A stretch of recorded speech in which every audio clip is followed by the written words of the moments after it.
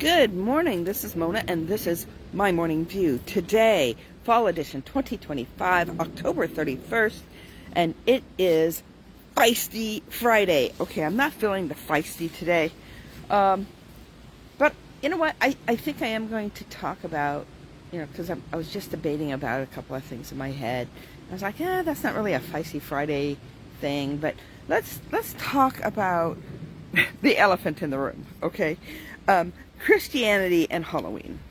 All right. At the end of this, you're going to be going, so what should I do? Because, I'm not going to sit there and tell you what you should do. Remember what I was talking about, I believe on Wednesday, about the shoulds, okay? And what you should do with shoulds. All right. So, how many of you know, because most of you know that October 31st is Halloween, but how many of you know that it's Reformation Day? How many of you know that it's the day that Martin Luther put his thesis, well, he didn't actually do it, his friends did it, and then his friends got together and just sent them all over the place.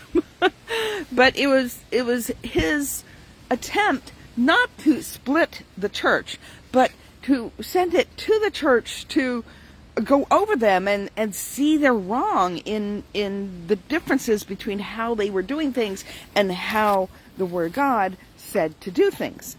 So there's that. So happy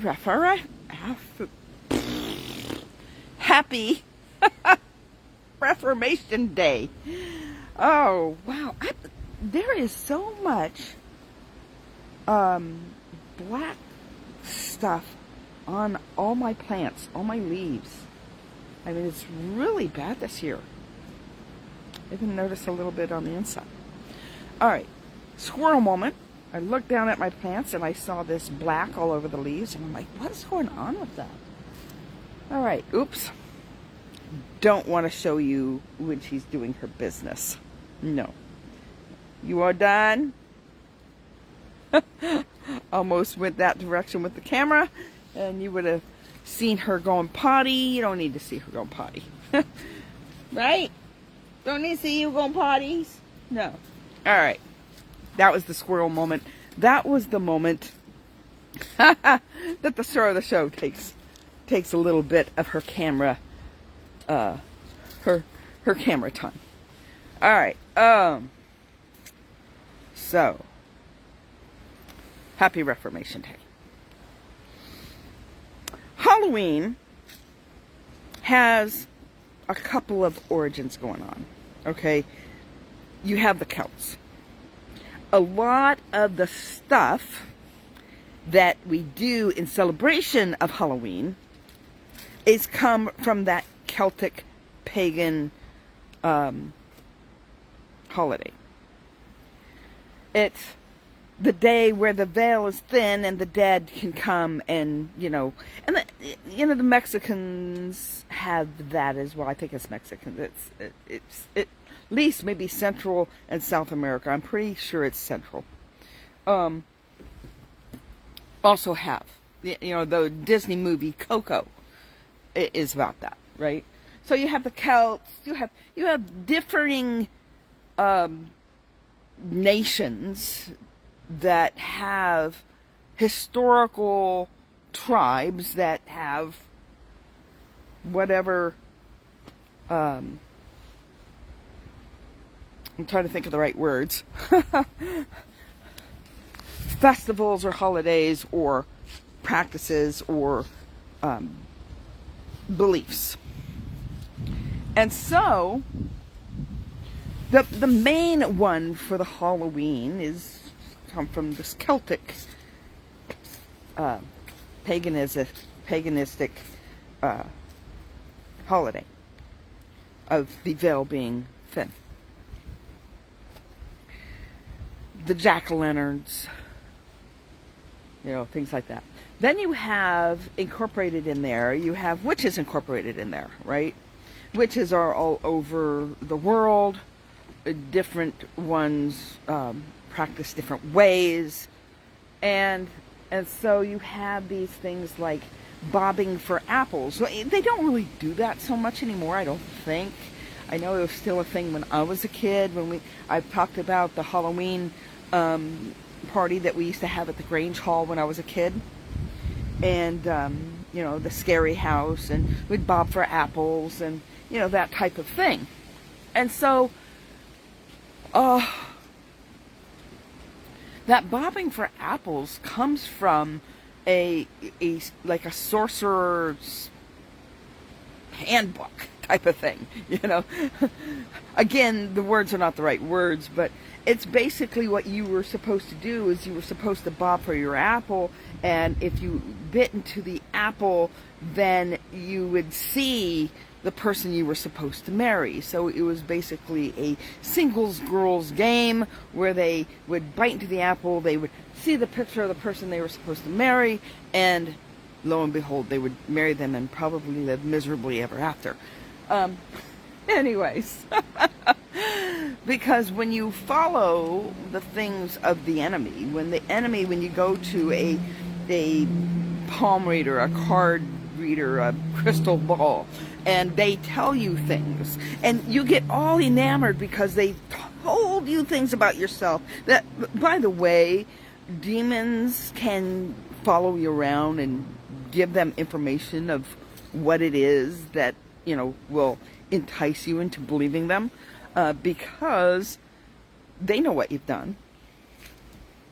Okay?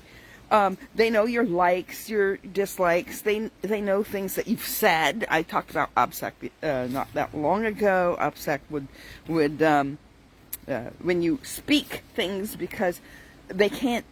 The only one that can get in here is God, being able to read your mind, basically, right? The all-knowing one. The enemy is not all-knowing. But they are really smart, and they are really good at reading human beings, and they're really good at noticing and hearing the things you say, and noticing the things you do, and the patterns of your life. So there's that. There's that in this. Okay? So when you bring in those things that are absolutely not of God, where you're bringing in witchcraft, you're bringing in alchemy, you're bringing in, that would be drugs. Now, we're not talking pharmaceuticals. There are some things to it with pharmaceuticals, but a lot of pharmaceuticals is science. The problem is now it's so corrupt that it's all about making the money, and so it's not really about making you well. So, but, there are certain, like, I take medications for my autoimmune, for stronger bones, all of that. So I do supplements and vitamins and medication. So I'm not anti that, right? But when you're looking in the Bible and they're talking about certain things, they're talking about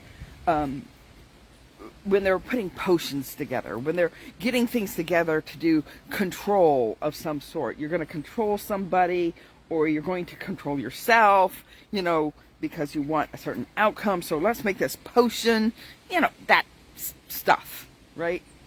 And I'm not even going to call it silly stuff, because it's very serious stuff. Or the Bible wouldn't say that God doesn't like it, okay? And that's not to sit there and demonize people that practice witchcraft. I know several people that practice witchcraft. They're nice people. Their kids are great, and so, it's... I am not in a position to speak into their lives, because I have not been given permission for that, but I can pray for them. I can absolutely pray for them. So anyways, moving right along, when you incorporate those things that are associated with witchcraft, that are associated with the demonic, when you celebrate, death symbols and demonic symbols, not a great thing. Not. You're aligning yourself. You're aligning yourself with the enemy. However,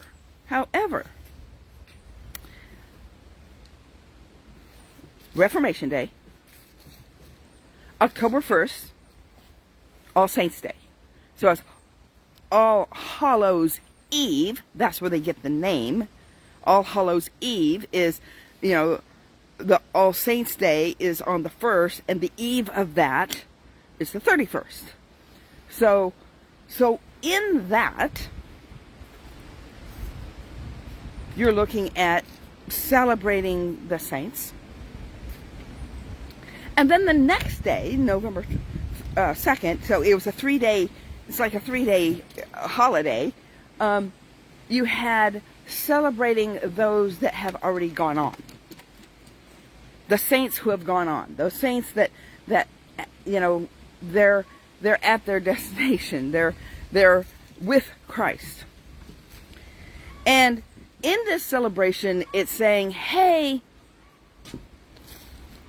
Jesus conquered the grave. Conquered the grave.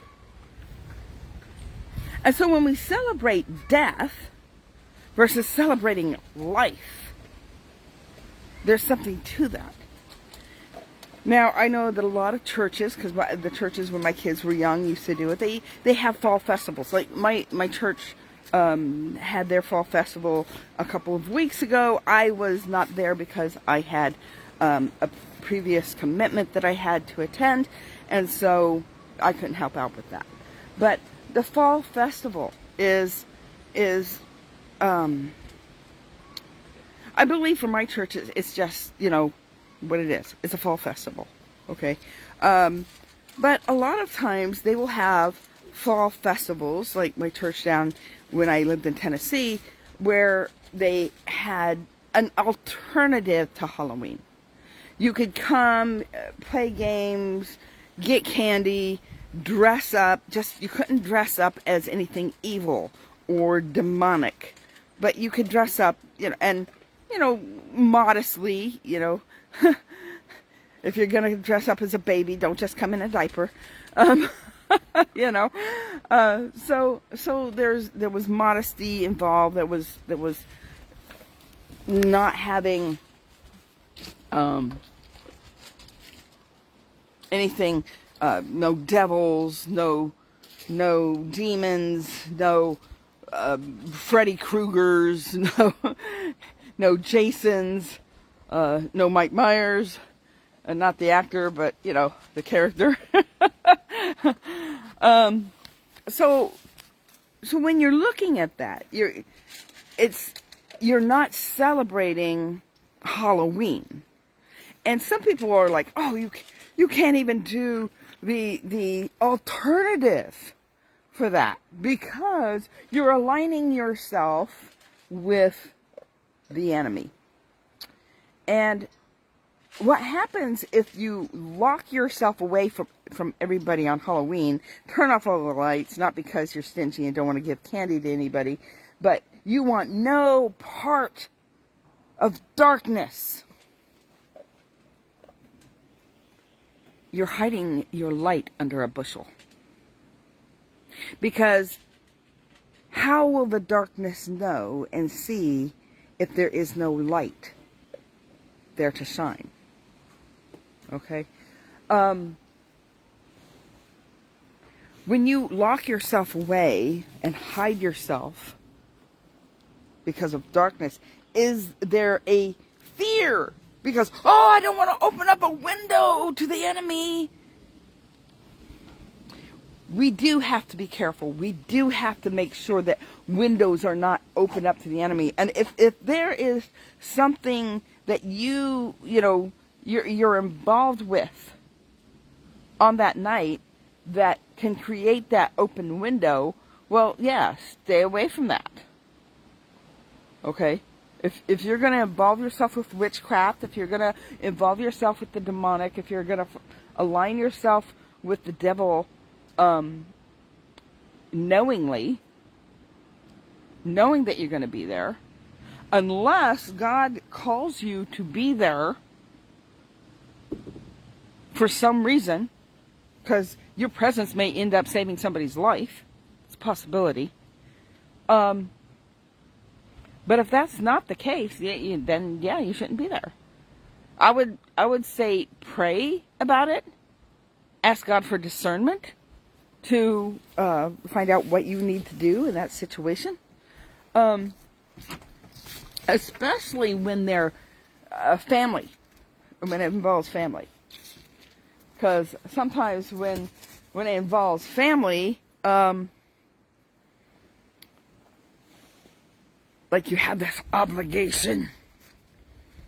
But remember that God calls us to leave our family and follow Him. Let the dead bury the dead, right? That wasn't to be harsh. It was to say, I come first.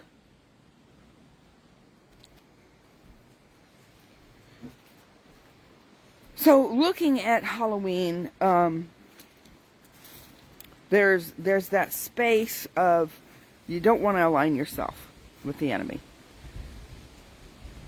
And to purge yourself, if you're that person, there's nothing wrong with that. And in fact, God may be calling you to do that, okay? To purge yourself of all Halloween stuff. However, you need to know that the enemy loves fear. He wants you to be afraid of him. But you do not have to be afraid of him because Jesus conquered death and the grave. He conquered it. There is an empty tomb.